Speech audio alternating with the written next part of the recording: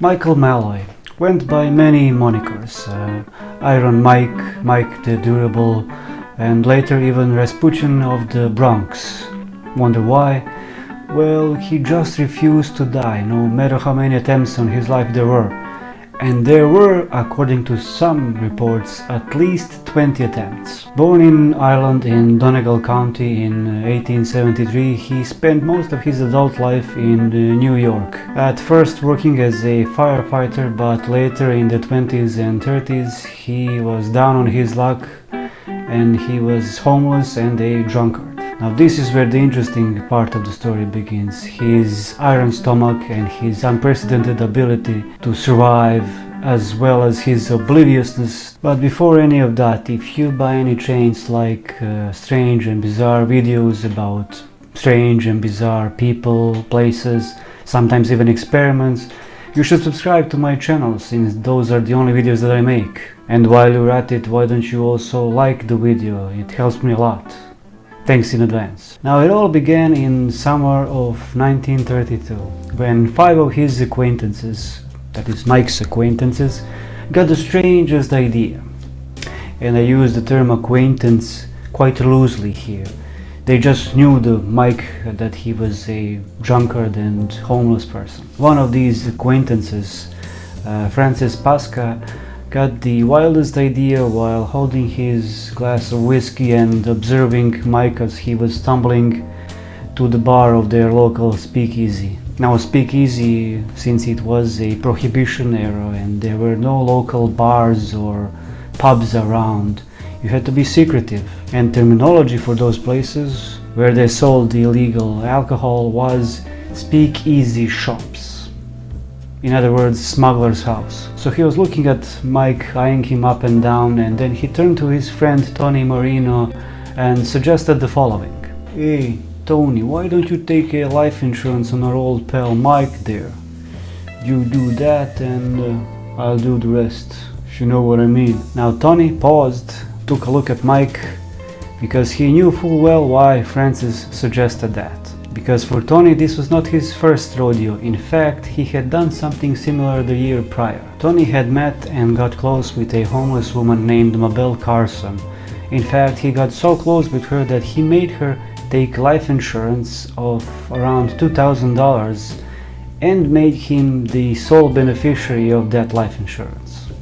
Now you already guess how this is going to end, right? He forced her to drink herself to sleep, then he stripped her of her clothes, and then he put her on an already wet mattress and covered her with already wet sheets and placed her under the open window while it was freezing cold outside. Now the woman tragically died, was legally pronounced dead, the cause being pneumonia. So Tony was free to take the life insurance money. Now he ain't got much longer to live anyhow, does he? It's getting to him, the stuff, said Tony while smirking and thinking about how to do this fast and quick. Both of them were smirking and thinking about how in fact this would make them rich quickly. Now they, together with the third person at the table, Daniel Krisberg, started immediately. Well, they did start immediately, but it took them several months till they bribed the correct insurance agents, got the correct papers, and got the correct people all lined up. It was Francis who did all that, pulling strings left and right. They finally got not one, but rather 3 policies worth together around $3,500. And then got another major player who was supposed to identify the deceased as Mike Malloy, the bartender at the speakeasy, John the Red Murphy. Now the newly organized murder trust, as the papers would come to call them, was in the motion. Now there were several other players, minor players, but those 4, along with Hershey Green, were the major actors. Now they approached Mike by slapping him on the back and offering him some drinks, while also making up a story about how they need him to sign several papers which would help Tony get elected in the local office. And those papers were in fact the insurance policy. Now Mike signed those papers without even realizing what it was all about. The idea of having an open tab at Tony's place was too enticing to pay attention to anything else. Besides, he thought that he was helping him. Now papers signed, the first idea they had was to just let him drink himself to death. One after the other, the drinks went down Mike's throat, but with no noticeable change. The only thing that did change was him getting drunker and drunker by the minute, but nothing else. Now this went for several days, and now Tony was thinking that they need to change something up because this was just costing him more and more without having any other effect. Next, they added antifreeze to the whiskey, since even the smallest amount of the antifreeze could seriously harm or even kill a normal person. But Mike was anything but normal person. This also didn't work. After that they tried turpentine, liniment, rat poison, and with no noticeable change to Mike. He would just chug it all like it was water, go back to sleep and come back next day for more. All this and still nothing, until Pasca had a brilliant idea of soaking raw oysters with wood alcohol. All this after he saw a man die after eating raw oysters with whiskey. So they left oysters in wood alcohol for several days to soak up on all sides, and then later served it to Malloy. Him being an avid seafood aficionado, he just slurped them one after the other while rubbing his belly and burping here and there. It didn't work. Then they served him a sandwich full of rotten sardines and a carpet axe. Bunch of them.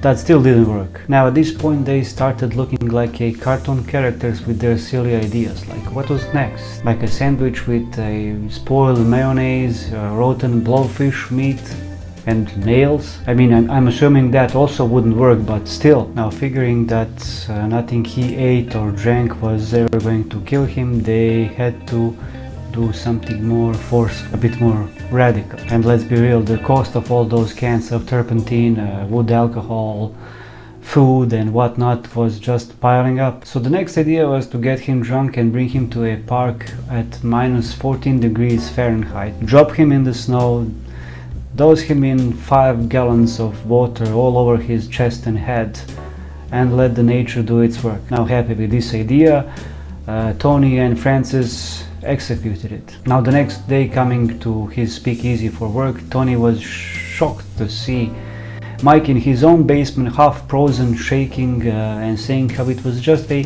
wee chill outside. Now this was getting quite ridiculous. The ideas were flying left and right in the group. Some were suggesting to just shoot him in the head right there and then, while others were suggesting that they would wait until he was unconscious and then beat him up. But there was one idea that stood up: to run him over with the car. They found a cab driver, Harry Green, who was willing enough to do the said deed for only $150 of the whole insurance money. Now the plan went on like this. They all got into Green's cab with Mike spread at their feet. They were to drive several blocks when they would all get out and stage the whole thing. The two would hold Mike by hands, and Green would then rev up his engine to around 40 miles per hour and then went straight ahead to hit them, right? And the two guys who were holding Mike would then jump at the last second. That was their brilliant idea. Now two fucking times, Mike dodged the cab on his own, until the third time when Green had enough and pushed the engine up to 50 miles an hour and slammed right into Mike. Now everything was going in slow motion for the gang. Mike was flowing through the air from what they could see through a windshield. After that they heard one hard thud on the top of the car hood, and then after that one soft thud at the back of the car, indicating that Mike had fallen to the ground. The cab stopped. Everyone was silent for a few minutes, until Green put up in reverse and decided to run him over, just for good measure. You know, strike the iron while it's hot. Now before they could even check whether Mike was dead or alive, a passing car scared them shitless, so they just jumped back into the cab and ran back straight to the speakeasy. But there's no way he was alive after all that, right? I mean, it was supposed to be the last nail in the coffin called Mike Malloy. Still, our boys couldn't get all that insurance money until he was confirmed dead.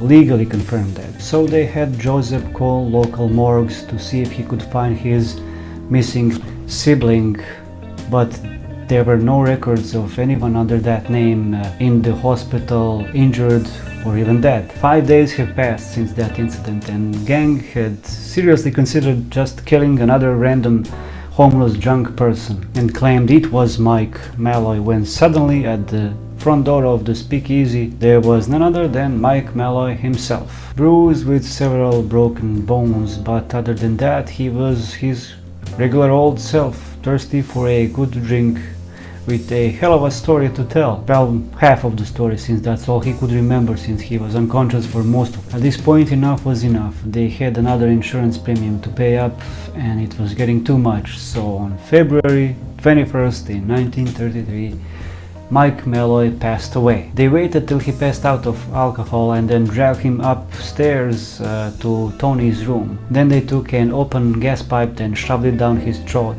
Then took a towel and tightly wrapped it all around his face, and then just within 1 hour Mike Malloy passed away. The hardest part was now over.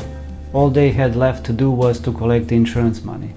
And so they did. Well, at least the first part. They collected the $800, and allegedly Tony and Francis spent it all on new suits. Now when they wanted to collect the rest of the insurance, they were met with the agent who wanted to examine the body.